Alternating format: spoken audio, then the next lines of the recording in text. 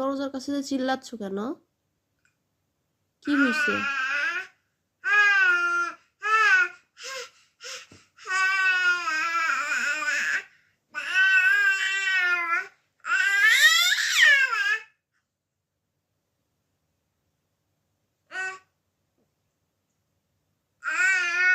কেন চিল্লাচ্ছ?